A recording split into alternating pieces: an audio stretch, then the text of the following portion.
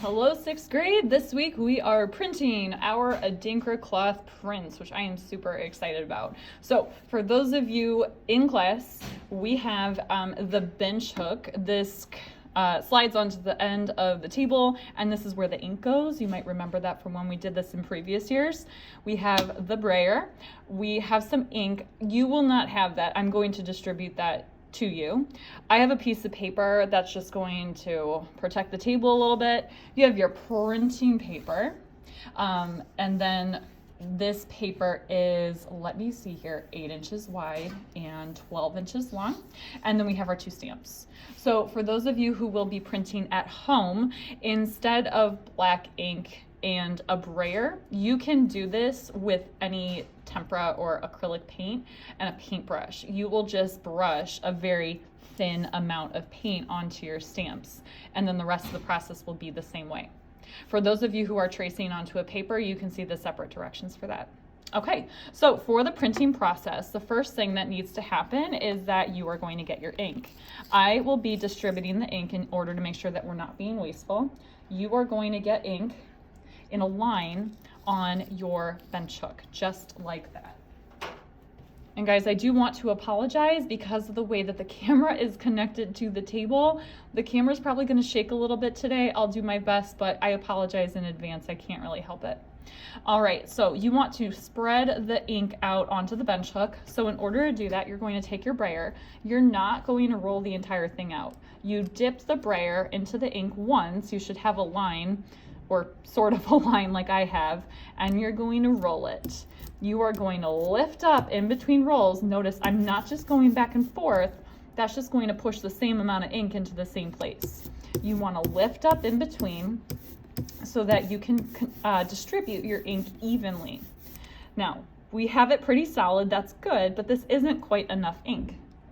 So I'm going to dip in a little bit more. Again, not the whole thing, and we're going to keep it rolling. It's better to have too little and be able to add more than have too much. You can also flip the other way.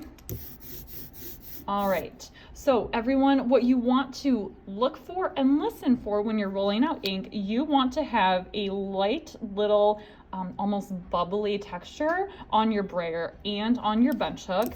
You also want this sound that sounds like Velcro, quiet Velcro being pulled apart. When you have it looking like that, you are ready to start rolling ink out onto your stamps. Make sure that you're careful with your printing paper so you don't accidentally roll some black ink onto your paper. I'm going to start with my picture of the stand mixer. I'm going to take my brayer. I'm going to roll directly on top of my stamp. And yes, it might kind of catch on the brayer a little bit. And I would recommend putting a couple coats of ink down to make sure it's nice and solid. This is why we have the paper underneath the stamp, to protect the table. Okay, I think that's pretty solid. You can put your brayer down on the bench hook so the handle's resting on this higher part. And then we're going to very carefully pick up the stamp by the edges, and I'm going to start in the top left corner. I'm going to flip it. And guys, there is a little bit of ink on the back of this. You're just gonna get some ink on your hands. Just please don't get it on your clothes. You're going to press down. I would recommend pressing down with the flat part of your hand right here. Sorry, there's the camera shaking, I apologize. Make sure you get a good amount of pressure down, and then you're gently going to peel it up. And that's a pretty nice, even print that has a lot of dark black ink on it. So let's do that again. I'm going to do the leaf this time because, again, you want to be able to create a pattern on your paper. So this is not, does not have that bubbly texture anymore. I've definitely used some of the ink, so you're going to keep dipping back in here in order to keep that texture going. All right, so same thing. I'm going to roll onto the leaf.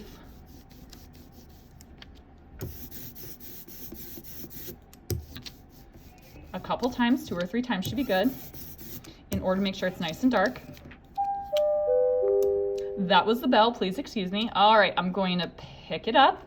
I want to make sure it's close to my other stamp and to the edge. I'm going to stick it down again, use the flat part of the hand to just press it all the way. Okay, and then we're gonna peel it up nice and slow. Okay, so on that one, I did have a slightly lighter area. That doesn't bother me. I'm totally fine with that.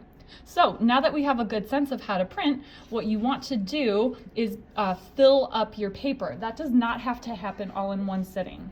So you're going to be able to fit, as long as they're right next to each other, 4 stamps all the way across, and then 1, 2, 3, 4, 5, should be 6 all the way down with this paper. So I'm gonna go ahead and get finished up with my print.